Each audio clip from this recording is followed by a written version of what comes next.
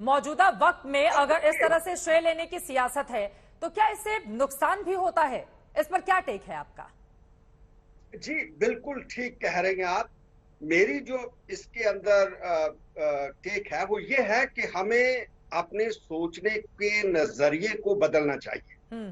क्योंकि कोई भी जो डिफेंस सर्विस होती है, चाहे नेवी हो, आर्मी हो, एयरफोर्स हो, जो उस time government of the day होती है, जो नेवी चीफ होते हैं या आर्मी चीफ होते हैं, उनकी डायरेक्शन के मुताबिक काम करती है। और अगर मैं शुरुआत से लूं तो जो हमारी एविएशन ब्रांच है, जिसको आईएनएस विक्रांत कहते थे पहले, जिसके ऊपर मैंने 3 साल सर्विस भी की है, उसका जन्म जो हुआ था, जैसे इंडिया का जन्म हुआ 1947 के अंदर, 47 के अंदर, और जहां दिल्ली में आप ज्यादा लोग बैठे हुए हैं, तो उस टाइम दिल्ली में जैसे सब तरफ तंबू रेफ्यूजियों के लगे हुए थे, तो उस टाइम के जो प्राइम मिनिस्टर थे पंडित नेहरू, और उसके बाद 61 के अंदर उन्होंने अपनी सोच के मुताबिक, हालातों को देखते हुए, नेवी की एक बढ़तन को देखते हुए पहला एयरक्राफ्ट कैरियर 1961 में लिया। बिल्कुल। तो हमें इसका बचपन से, जैसे एक आदमी बड़ा होता है, जैसे ही नेवी बड़ी हुई है,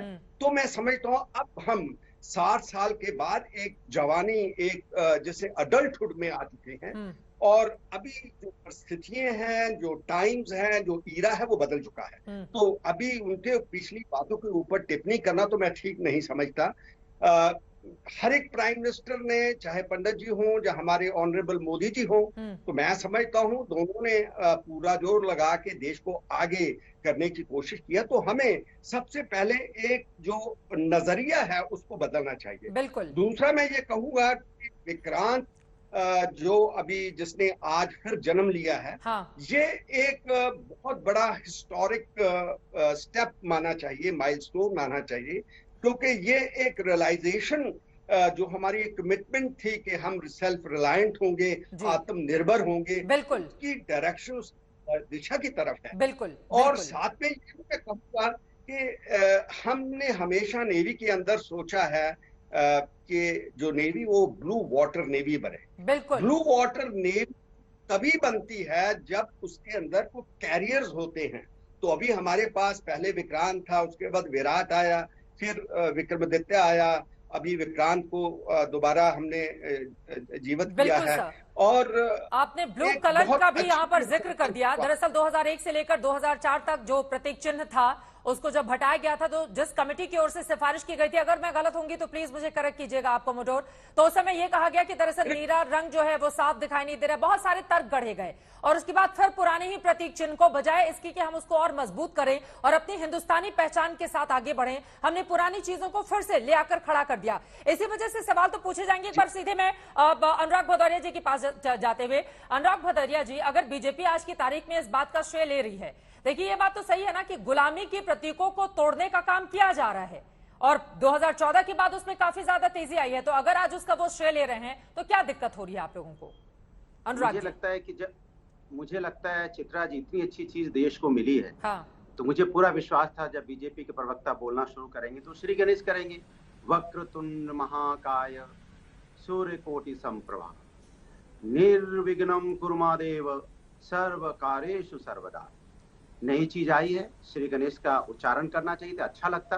तो लगता है कि आप हिंदुस्तानी बात कर रहे हैं। उन्होंने अपनी बात शुरू किससे की? भारतीय जनता पार्टी पूछती है, भारतीय जनता पार्टी बताती है, भारतीय जनता पार्टी ने हिंदुस्तान पूछता है कि विक्रांत जब 1971 में भी था, अब उसका नया वर्जन आया 2004 में, जब वो खत्म हो गया तब उसको मॉडिफाई करके 13 साल पहले तो शुरू हुआ। अच्छी बात है, पूरा देश ने चूंकि पूरी भारतीय टेक्निक से बना है, ये गर्व की बात है, तो भारतीय जनता पार्टी को कहना चाहिए गर्व की बात है कि भारतीय टेक्निक से बना है। 2009 में इसकी शुरुआत हुई थी, अब जाके कंप्लीट हुआ है, अभी भी नहीं हुआ। अभी 2023 में वो कमीशन होगा। बताना चाहिए था, उसकी खासियत ही बचानी चाहिए थी कि पहले इसमें 18 एयरक्राफ्ट आते थे, अब 30 से 35 आएंगे। पहले इसमें 1100 लोग जो सैनिक आ सकते थे, अब इसमें 1700 आएंगे। अच्छा लगता ना सुनने में, देश को भी पता चलता पहले इसकी अब इसकी कीमत 20,000 करोड़ की है, अब इसका वजन 45,000 टन का है। आप जैसे लोगों को बताने के लिए ही एक वीडियो भी जारी किया गया है। हाँ, वो वीडियो नहीं देखा आपने? वीडियो नहीं। भारतीय जनता पार्टी के प्रवक्ता जब यहाँ बोल रहे थे, बजाय इसकी क्रेडिट लेने की बजाय हिंदुस्तान को बताते कि वो क्या है, उसके बारे में बताते, लेकिन वो हड़बड़ाहट में ऐसे हैं कि हम नाम लूट लें। नाम लूटने की जरूरत नहीं है। नाम लूटना होता तो आज हिंदुस्तान भारतीय जनता पार्टी के लिए थू नहीं कर रहा होता। आज महंगाई बेरोजगारी की बात करते कि भारतीय जनता पार्टी के लोग भाग नहीं रहे होते। ये इनकी आदत है क्रेडिट लेने की। उत्तर देने दीजिए। जब हमने 100 डायल बनाया था तो 112 कर दिया। अरे फिर आप कहाँ चले गए? लौट कर आते हैं ना, आईएनएस विक्रांत पर बात करने के लिए बैठे ना, आप लोग मुद्दे से भटक जाते हैं। मुद्दे से भटक जाते हैं ना, भटक रहे हैं आप। हाँ, जल्दी बोलिए, जल्दी से। नहीं भटक रहा हूँ मैं, तो विक्रांत के बारे में बता रहा हूँ। 1 सेकंड रुक जाइए ना, अगर 10 सेकंड में फिर आप डायल 100 कहाँ से लेकर आ रहे हैं? फिर आप डायल 100 उत्तर प्रदेश उधर मत जाइए, डायल 100 विक्रांत पर ही रहते हैं। विक्रांत सुन तो लीजिए आप, अगर आप पेशेंस से सुनेंगे तो पता चल जाए क्यों लेके आया। हमने 100 डायल बनाया था, इन्होंने 112 करके वाहवाही लूटनी चाहिए, वो मैं बताना चाहता हूँ। ये आदत में है इनके, ये हर चीज की वाहवाही लूटने की होड़ में रहते हैं। ये नहीं कि हम हिंदुस्तान के लिए काम करें या हिंदुस्तानियों की बात करें, नहीं, हिंदुस्तानियों से कोई लेने देना नहीं है। प्रधानमंत्री जी ने ये कर दिया, प्रधानमंत्री जी ने वो कर दिया, तो कह रहे हैं कि केवल क्रेडिट लेने की होड़ मची हुई होती है भारतीय जनता पार्टी के भीतर, गौरव भाटिया जी। और ये बात तो सच है ना कि 2009 में आईएनएस विक्रांत की कील रखी गई थी, यानी कि उसका प्रोग्रेसिव कंस्ट्रक्शन तो तभी शुरू हुआ था। 11 में विक्रांत का ड्राई डॉक बाहर आया था, यानी कि ढांचा बनकर तैयार हुआ था, और 2013 में इसे लॉन्च किया गया था। तो मतलब इस बारे में जिक्र होना तो जरूरी है ना, गौरव भाटिया जी। चित्रा जी देखिए, जब मैंने अपना प्रथम वक्तव्य दिया तो मैंने बात करी भारत की। श्री नरेंद्र मोदी जी की जो सोच है कि हमारी सेना को और मजबूत करेंगे, और किस तरह से यहाँ पे अनर्गल बयान लगाए गए, मेरे मुंह में शब्द डाले जा रहे हैं। श्री गणेश करते हैं, याद करिए रफेल पर जब नारियल फूटा तो किस किस का दिल था टूटा, जिसमें कांग्रेस भी थी, जिसमें सपा भी थी। कह रहे थे चित्रा जी, अगर ये ऐसे बात करेंगे हो नहीं पाएगा, प्लीज शांत कराइए। नहीं बोल पा रहे तो आप बोल दीजिए, मैं नहीं बोल पा रहा हूँ, बोलिए। चित्रा जी, ये सब करना है चर्चा में? सूर्य कोटि नहीं बताइए, तोतों को आप बुला लेती हैं मेरे से निकले हुए। प्लीज, ये गलत तरीका है। एक बार उनकी बात को पूरी होने दीजिए, फिर आप बोलिएगा। गौरव भाटिया जी प्लीज, 2 और लोग बहुत देर से इंतजार कर रहे हैं। आसिफ बकार साहब भी बैठे हैं, अजय आलोक जी भी बैठे कर रहा हूँ, क्योंकि नहीं मैं कुछ कर नहीं सकता, आप दीजिए समय, कोई बात नहीं। लेकिन वो ये सब क्या कर रहे हैं? गौरव भाटिया जी, तो ये सब क्या कर रहे हैं आप बताइए? हाँ, नहीं आता है, कोई बात नहीं, चलो नहीं आता है, अच्छी बात है। अनुराग जी प्लीज, नहीं आता है, अनुराग जी तरीका नहीं है। चित्रा जी, मैं एक बात आपको याद, भदौरिया जी प्लीज। अरे मैं तो गणेश स्तुति कर रहा हूँ, तो मैं पाप कर रहा हूँ क्या? चित्रा जी कमाल की बात कर रही हैं आप। मैं वक्रतुंड महाकाय सूर्यकोटि समप्रभा बोल रहा हूँ तो पाप कर रहा हूँ? निर्विघ्नं कुर्मदेव सर्व कार्येषु सर्वदा, ये मैं पाप कर रहा हूँ क्या? ठीक है सर, हो गया। अब आप उस पर जवाब सुन लीजिए प्लीज, बाकी लोग भी इंतजार कर रहे हैं। ये तरीका ठीक नहीं है ना, अगर आप उनके बीच में टोकेंगे, वो आपके बीच में टोकेंगे तो डिबेट नहीं बीच में नहीं टोक रहा हूं, आपने सुना दिया सर, सबको पता चल गया कि आप बहुत अच्छा इस तरह से गणेश जी की वंदना करते हैं। प्लीज, अब हो गया, अब उनको बोलने दीजिए प्लीज। गौरव भाटिया जी। चित्रा जी देखिए, अच्छा लगा कि इन्होंने यहाँ पे मंत्रों का उच्चारण किया, लेकिन मैं याद दिलाता हूँ भारत को क्या याद है। भारत को याद है कि आजम खान ने किस तरह से सेना को बांट के कहा था कि कारगिल की चोटी फतेह करने वाले अल्लाह अकबर के नारे लगा के मुसलमान जवान थे। उन्होंने हिंदू मुस्लिम वहां किया। अखिलेश यादव इनसे बड़े नेता ही हैं, इनसे छोटे नेता तो है नहीं। अखिलेश यादव ने कहा ये बताओ कि प्लीज चित्रा जी, मेरी रिक्वेस्ट है, या तो आप इनको स्क्रीन से हटा दीजिए, मैं ऐसे चर्चा नहीं कर पाऊंगा प्लीज। मैं आपको बताऊं, हमारे ऑफिस में ये चपरासी ना बन पाए, और तब भी ऐसे आप विभाग के हम लोगों से चर्चा करवाती है। एक बार उनकी बात जल्दी से पूरी हो जाए, फिर आप बोलिएगा। अनुराग भदौरिया जी, ये तरीका ठीक नहीं है। अजय आलोक, आसिफ बकार, दोनों लोग इंतजार कर रहे हैं। गौरव भाटिया जी, अपनी बात को आगे बढ़ाइए।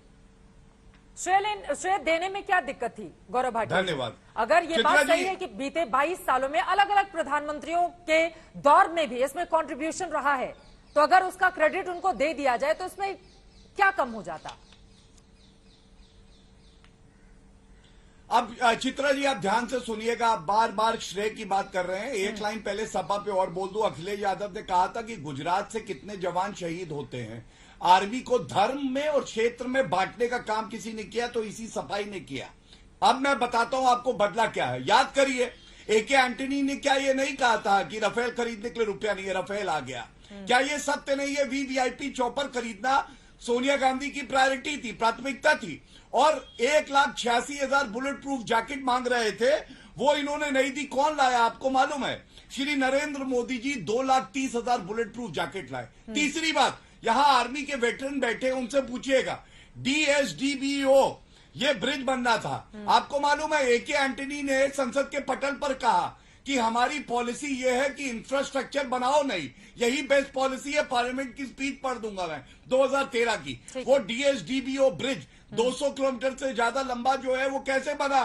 जो रोड सारी बनी और ब्रिज बना वो नरेंद्र मोदी जी ने करा। कैसे किया?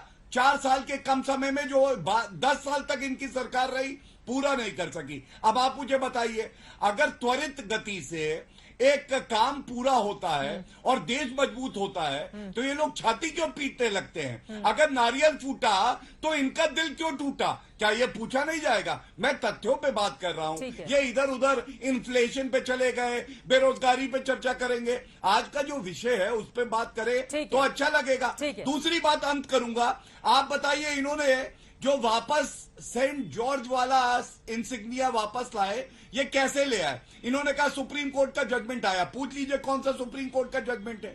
सरकार इनकी, हम बताएंगे कि वापस कैसे लाए। अरे सोनिया गांधी को उससे प्यार था इसलिए वापस लाए। तो 2014 में तिरंगे से प्यार है, आप लिखवा रहे थे उसी समय बदल देते गौरव भाटिया जी। सवाल तो ये भी पलट कर पूछ लिया जाएगा ना, 2014 में जब उसी के नीचे आप लिख रहे थे सत्यमेव जयते अशोक स्तंभ के, तो उसी समय बदल लिया जाता। जी सारे कार्य हो रहे हैं ना। हाँ